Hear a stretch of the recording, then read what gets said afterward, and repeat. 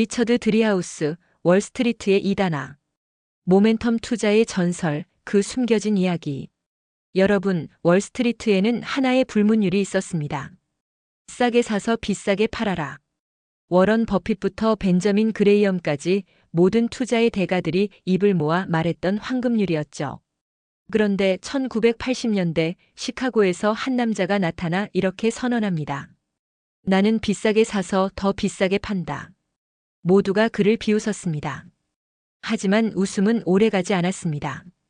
그는 10년 넘게 연평균 30%가 넘는 수익률을 기록하며 월스트리트의 역사를 다시 썼으니까요. 이것은 리처드 드리하우스의 이야기입니다. 1장 시카고의 소년 숫자에 눈뜨다.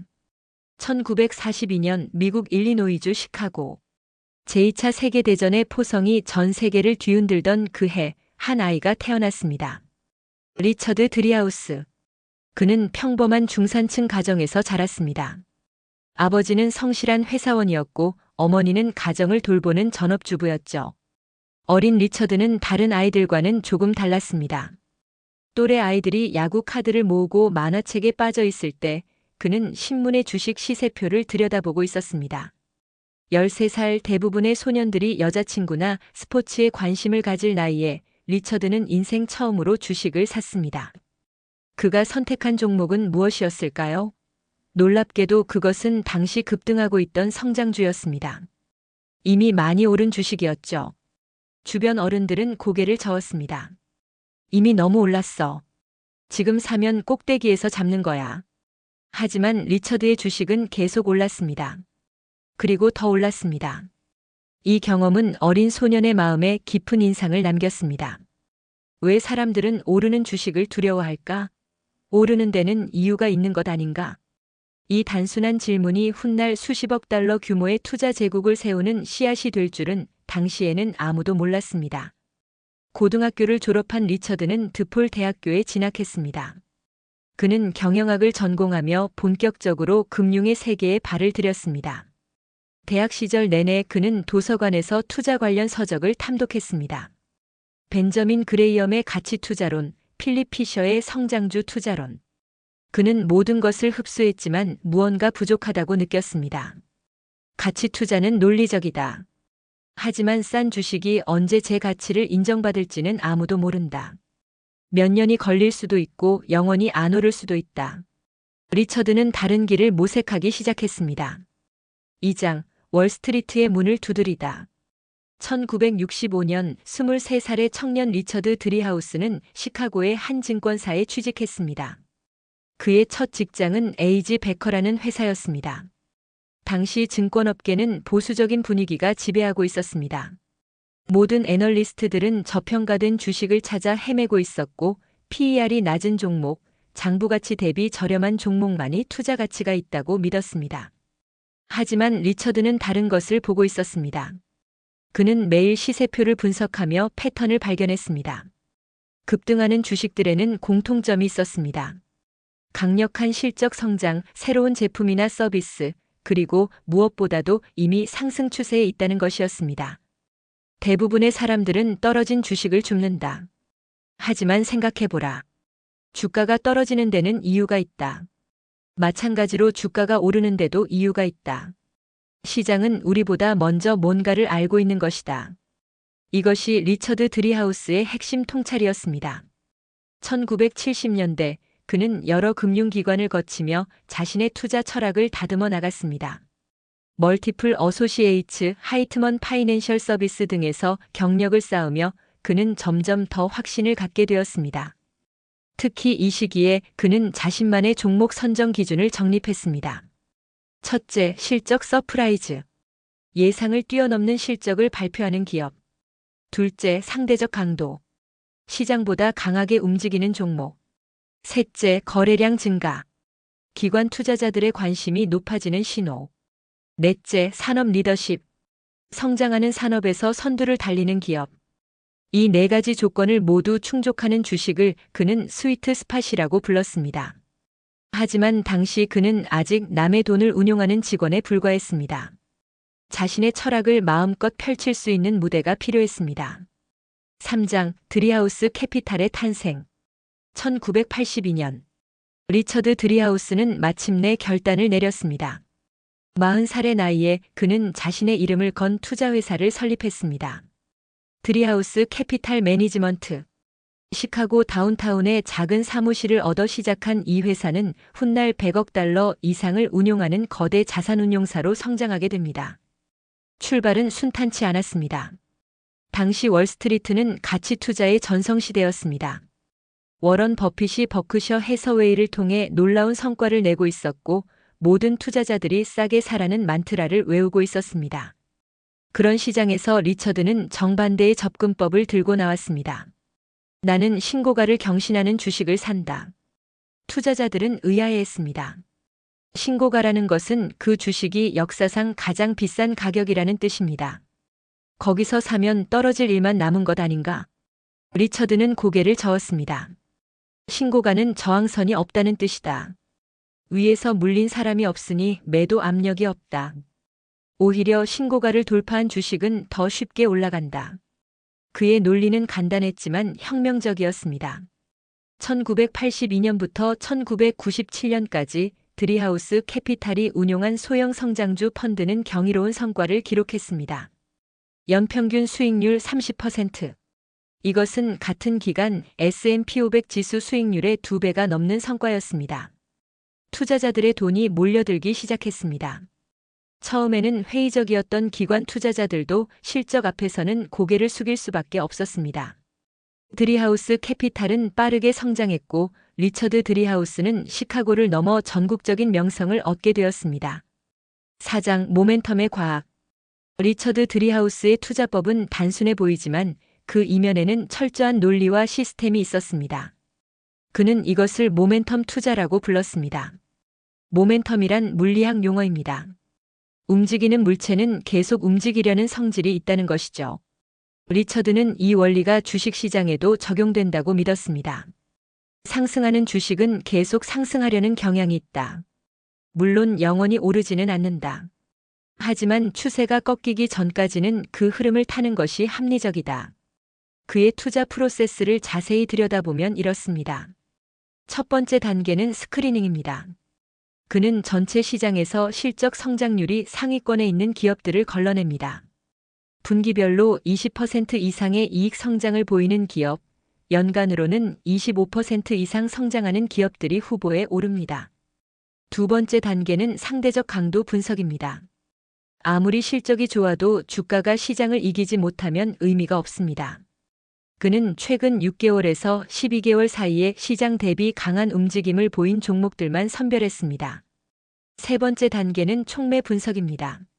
주가가 더 오르려면 이유가 있어야 합니다. 신제품 출시, 해외 시장 진출, 비용 구조 개선 등 앞으로 실적을 더 끌어올릴 요인이 있는지 확인합니다. 네 번째 단계는 타이밍입니다. 리처드는 주가가 조정을 받은 후 다시 상승 전환하는 시점을 노렸습니다. 너무 과열된 상태에서 사지 않고 건강한 조정 후 반등의 시작점에서 진입하는 것이죠. 이 모든 조건을 충족하는 종목은 전체 시장의 극히 일부에 불과했습니다. 하지만 그 소수의 종목들이 엄청난 수익을 가져다 주었습니다. 그러나 모멘텀 투자에는 치명적인 약점이 있었습니다. 바로 리스크 관리였습니다. 상승하던 주식이 갑자기 추세를 바꾸면 어떻게 될까요? 비싸게 산 주식이 폭락하면 손실은 걷잡을 수 없이 커집니다. 리처드는 이 문제를 어떻게 해결했을까요? 5장 손절의 미학. 리처드 드리하우스의 투자 철학에서 가장 중요한 부분은 아이러니하게도 손절이었습니다. 그는 이렇게 말했습니다. 나의 성공 비결이 뭐냐고. 그것은 빨리 틀리는 것이다. 아니, 정확히 말하면 틀렸다는 것을 빨리 인정하고 빠져나오는 것이다. 대부분의 투자자들은 손실을 인정하기 싫어합니다. 주가가 떨어지면 곧 반등하겠지라고 생각하며 버팁니다. 그리고 손실은 점점 커지고 결국 회복 불가능한 수준까지 갑니다. 리처드는 달랐습니다. 그는 철저한 손절 규칙을 세웠습니다. 매수 가격에서 7%에서 8% 떨어지면 무조건 판다. 이유를 묻지 않는다. 그냥 판다. 이것은 기계적인 규칙이었습니다. 예외는 없었습니다. 아무리 그 기업의 펀더멘털이 좋아 보여도 아무리 확신이 있어도 손절선에 도달하면 매도했습니다. 왜 이렇게 했을까요? 리처드는 확률의 게임을 이해하고 있었습니다. 그의 투자에서 모든 종목이 성공하는 것은 아니었습니다. 10개 종목 중 3, 4개는 손실로 끝났습니다. 하지만 손실은 항상 작았습니다. 7에서 8%에서 끊었으니까요. 반면 성공한 종목들은 어떻게 되었을까요? 그는 이익이 나는 종목을 절대 서둘러 팔지 않았습니다. 손실은 빨리 끊고 이익은 끝까지 달린다. 이것이 그의 또 다른 핵심 원칙이었습니다. 수익이 나는 종목은 추세가 꺾일 때까지 보유했습니다. 10% 오르면 팔고 싶은 유혹이 생깁니다. 20% 오르면 더 강해지죠. 하지만 리처드는 참았습니다. 그 결과 그의 포트폴리오에는 50%, 100%, 때로는 200% 이상 오른 종목들이 수두룩했습니다. 작은 손실 여러 개와 큰 수익 몇 개. 이것이 모멘텀 투자의 손익 구조였습니다. 그는 야구에 비유하기도 했습니다. 타율은 중요하지 않다. 중요한 것은 안타를 칠 때 홈런을 치는 것이다. 삼진을 많이 당해도 홈런 몇 방이면 경기를 이길 수 있다. 6장 시장을 이긴 비결. 1990년대 중반 리처드 드리하우스의 명성은 절정에 달했습니다. 밸런스 매거진은 그를 세기의 25대 펀드 매니저로 선정했습니다. 그의 투자 철학은 학계에서도 연구 대상이 되었습니다. 재미있는 것은 모멘텀 투자가 학문적으로도 입증되기 시작했다는 점입니다. 1993년 금융학자 나라시만 제가디쉬와 쉐리단 티트만은 획기적인 논문을 발표했습니다. 그들은 과거 3개월에서 12개월 사이에 가장 많이 오른 주식들이 향후에도 계속 상승하는 경향이 있다는 것을 통계적으로 증명했습니다. 이것은 효율적 시장 가설에 대한 도전이었습니다. 효율적 시장 가설에 따르면 과거 주가 움직임으로 미래를 예측할 수 없어야 합니다. 하지만 현실은 달랐습니다. 모멘텀 효과는 분명히 존재했고 이를 활용하면 시장을 이길 수 있었습니다. 리처드 드리하우스는 학자들이 이론으로 증명하기 훨씬 전에 이미 실전에서 이것을 활용하고 있었던 것입니다. 그렇다면 왜 모멘텀이 작동하는 것일까요? 여러 가지 설명이 있습니다. 첫째, 정보의 확산 속도입니다. 좋은 뉴스가 나와도 모든 투자자가 동시에 반응하지 않습니다. 일부가 먼저 사고 그 다음 다른 투자자들이 따라 사고 이 과정이 시간을 두고 이루어지면서 추세가 형성됩니다. 둘째, 인간 심리입니다. 사람들은 변화에 천천히 적응합니다. 어떤 기업이 정말로 좋아지고 있어도 과거의 인식을 쉽게 바꾸지 못합니다. 그래서 주가는 펀더멘털을 천천히 반영합니다. 셋째, 기관 투자자들의 행동 패턴입니다. 대형 기관들은 한 번에 주식을 사지 못합니다. 물량이 너무 크기 때문이죠. 그래서 며칠, 몇 주에 걸쳐 조금씩 사들입니다.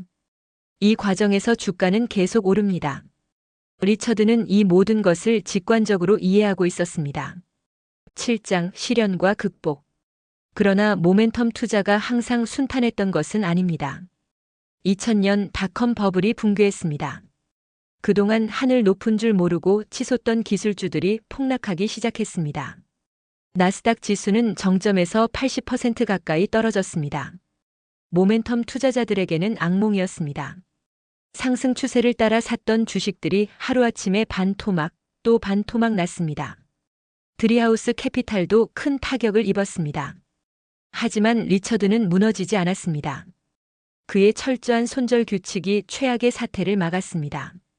물론 손실은 있었지만 파산하는 수준은 아니었습니다. 그리고 그는 시장이 안정된 후 다시 일어섰습니다. 2008년 금융위기 때도 마찬가지였습니다. 리먼 브러더스가 파산하고 전 세계 금융 시스템이 흔들릴 때 그는 현금 비중을 높이고 위험을 관리했습니다.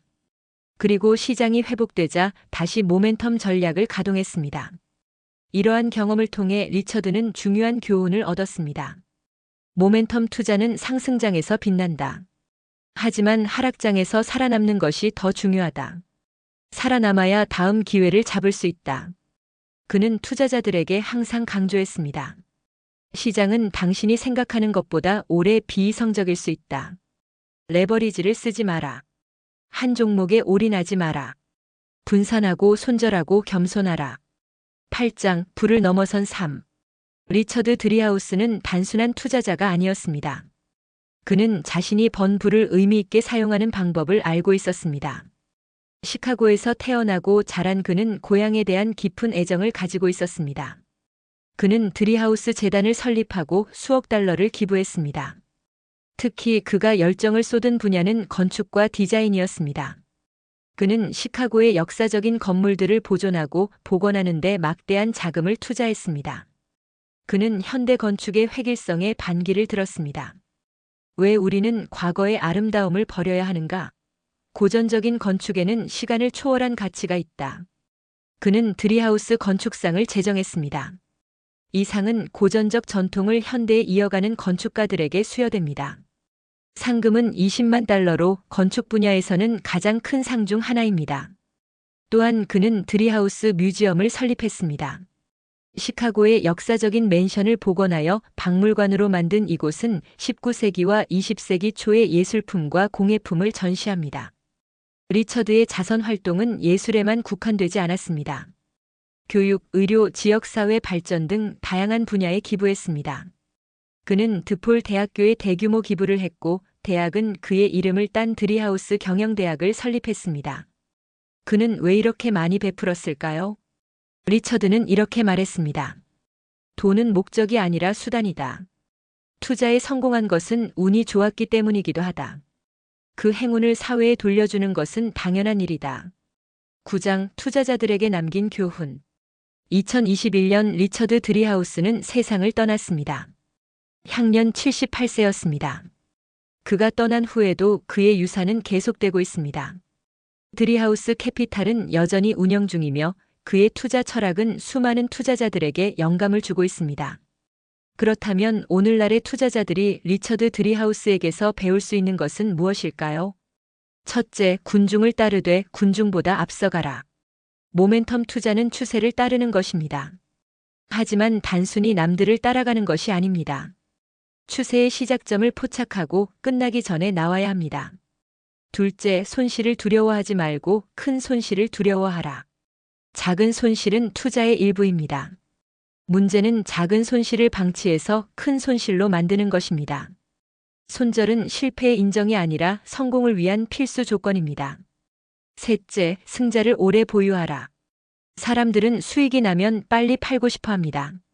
10% 벌면 만족하고 20% 벌면 행복해하며 팝니다.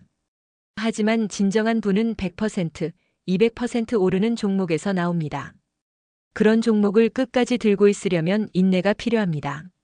넷째, 자신만의 시스템을 만들어라.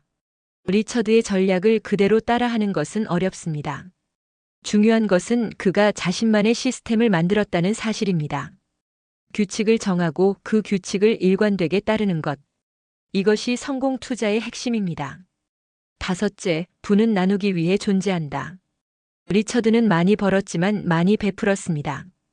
그는 돈이 목적이 아니라 더 큰 가치를 실현하기 위한 도구라는 것을 알고 있었습니다. 에필로그 비싸게 사서 더 비싸게 파는 남자. 시카고의 스카이라인을 바라보며 생각합니다. 저 빌딩들 사이 어딘가에서 한 소년이 주식 시세표를 들여다보고 있었을 것입니다. 13살에 주식을 사고 40에 자신의 회사를 차리고 50 넘어 전설이 된 남자. 리처드 드리하우스. 그는 월스트리트의 상식에 도전했습니다. 모두가 싸게 사라고 할 때 그는 비싸게 샀습니다. 모두가 떨어지는 칼날을 잡으려 할 때 그는 날아오르는 로켓에 올라탔습니다. 그의 방법이 유일한 정답은 아닙니다. 워런 버핏의 가치 투자도 훌륭한 전략입니다. 하지만 리처드 드리하우스는 투자에 하나의 정답만 있는 것은 아니라는 것을 보여주었습니다.